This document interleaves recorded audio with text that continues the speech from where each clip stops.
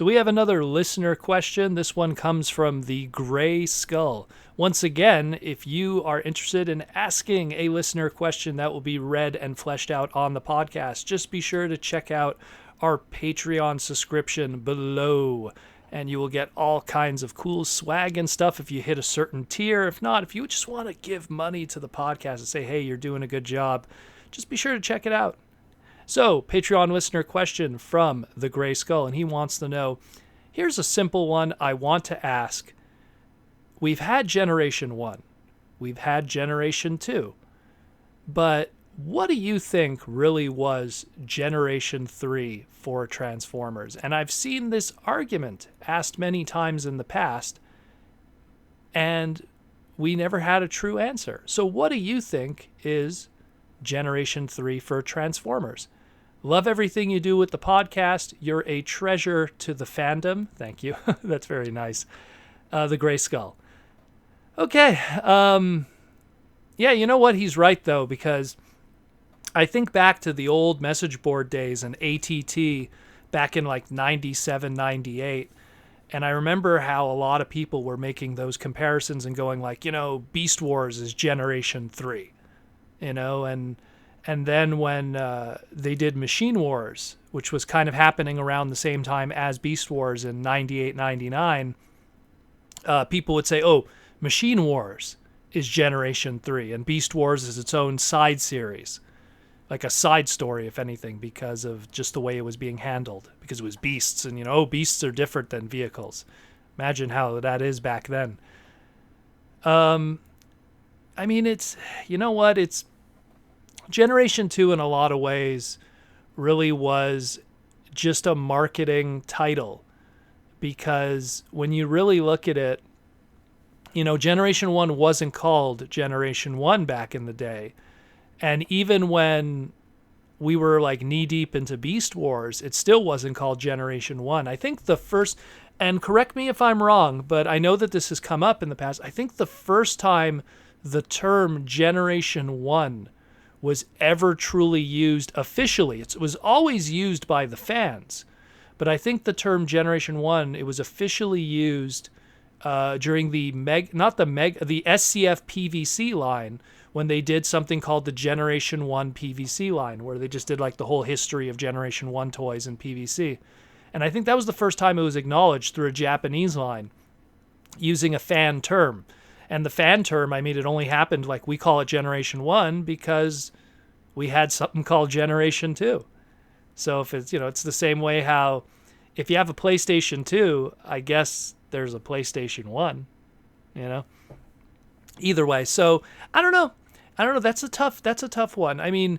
If you look at it from a factual standpoint, if you look at it from a lines kind of standpoint from America, well, yeah, that 84 to like 91 line is Generation 1, and then they rebrand it for a new era in 93 to 95, which they call Generation 2, and then I guess the rebranding again into Beast Wars could be called Generation 3 in a way. It was the third generation of Transformers. It was a different, group of fans that were watching this time around, and a different form of storytelling. We went from traditional cell animation to the Generation 2 show just being the G1 episodes mixed with CG a little bit as kind of a best of kind of thing. And then you have Beast Wars, which is 100% CG. So that's the next generation of Transformer storytelling and the next generation of fans. And I think, the Beast Wars fans really was the first of the internet fandom era. So the Generation 3, if I had to say it, I'd say Beast Wars. But I wouldn't put it as an official title for Transformers. But if you want to be logical about it, I think, Generation 3 goes to Beast Wars. But then, now we're getting down the rabbit hole. What's Generation 4? Is that robots in disguise car robots? Do we kind of bunch that in together with the Unicron Trilogy and say the Unicron Trilogy was Generation 4? Or is Unicron Trilogy Generation 5? And then after Unicron Trilogy, does that make animated and everything that came after animated Generation 6? With Prime and Robots in Disguise 2.0.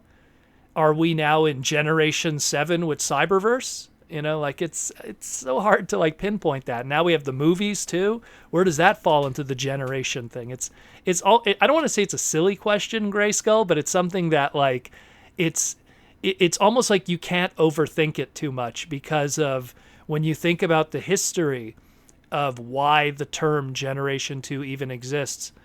And I mean, I almost feel like it was partially a Hasbro thing, but it was also a Marvel thing. Because you look at like the first issue of the Generation 2 comic book, and like right on the cover, it's like, this isn't your father's Transformers.